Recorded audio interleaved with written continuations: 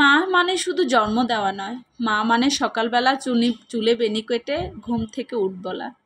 মা মানে নিজের প্লেটে কম রেখে তোমার প্লেটটা ভরে দেওয়া। মা মানে গরম জ্বরেও তোমার জামাটা আয়রন করে দেওয়া। মা মানে নিজের কান্না লুকিয়ে তোমার হাসির জন্য দিনভর নাটক করা। আমরা যত বড় হই মা তত চুপ হয়ে যান। এক সময় যিনি আমাদের স্নান করিয়ে খাবার খাইয়ে ঘুম পাড়াতেন, আজ তাকে আমরা বলে বসি, মা একটু চুপ করে থাকো না। আমরা বাইরে যাই, বন্ধুদের নিয়ে গল্প করি, প্রেমে পড়ে কাজ নিয়ে ব্যস্ত থাকি, সংসার নিয়ে ব্যস্ত থাকি, আর মা ঘরের কোণে বসে রোজ একই কথা বলে, আজ একটু কথা বলবি তো। মা বারবার জিজ্ঞেস করেন, খেয়েছিস?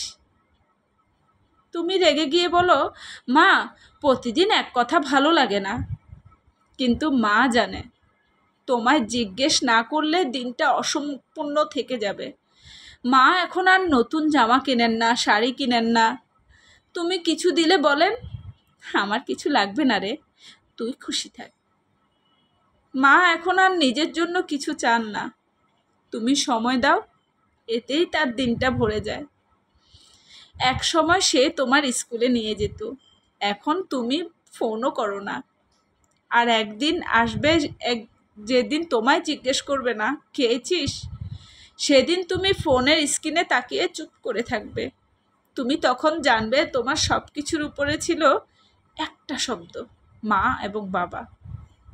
মা চলে গেলে কেউ বুঝবে না তোমার মনটা কেন আর আগের মতো হাসে না, তোমার ঘরের চা কেন আর গন্ধ ছড়ায় না, তোমার প্রিয় গান শুনে চোখের জল আসে কেন।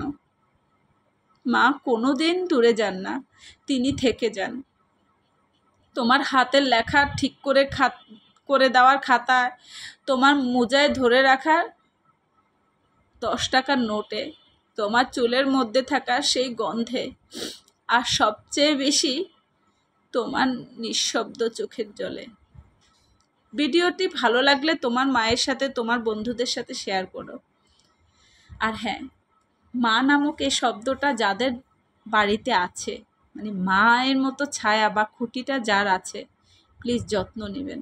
আর আমরা নারীরা না, ছেলেরা তো পরিপূর্ণভাবে যত্ন নিতে পারে, কিন্তু আমরা মেয়েরা আসলে অসহায়, শত চাইলেও কিন্তু মা বাবার যত্ন নিতে পারি না। কারণ আমাদেরও তো একটা সংসার হয়, আমরাও তো মা হয়ে যাই। আর আমাদের জন্মটাই হয়েছে অন্যের জন্য। মা বাবা কষ্ট করে পেলে পুড়ে বড় করেছে, আর আমরা দিন রাত 24 ঘন্টা অন্যের সংসার, নিজের সন্তানের জন্য আবার পরিশ্রম করে যাচ্ছি। একটা সময় আমরাও মা হব বা মা হয়েছি, একটা সময় আমাদের সন্তানরাও অন্যের ঘরে যাবে। এভাবেই আসলে মায়ের জীবনটা এভাবেই যায় না। তবে দিন শেষে মাদের জন্য, প্রত্যেকটা মায়ের জন্য মন থেকে ভালোবাসা ও শ্রদ্ধা। আর যে ছেলেদের, বিশেষ করে ছেলেদের কথা বলছি, যাদের মা এখনো জীবিত আছেন, প্লিজ যত্ন নেবেন। কারণ আমরা নারীরা অনেক সময় মন চাইলেও পারি না, অনেক রকমের বাধা, আর্থিক সমস্যা, দূরত্ব, সব কিছু মিলিয়ে। কিন্তু ছেলেদের কাছে তো মাটা থাকে, সেই সম্পদটাকে আগলে রাখবেন, যত্ন নেবেন। কারণ এই যে মা বাবা নামক এই দুইটা, একটা খুঁটি আর একটা ছায়া, বট গাছের ছায়া, এই দুইজন যদি না থাকে, বিশ্বাস করেন, আমার বাবা নেই আমি জানি, একটা সন্তানের জন্য কত যে কষ্টদায়ক, আর প্রতিটা পদক্ষেপে, প্রতিটা স্টেপে যে কত কষ্ট, সেটা যার নাই সে বুঝে। তো সুতরাং থাকতে মায়া করেন, যত্ন নেন। আসসালামু আলাইকুম, আল্লাহ হাফেজ।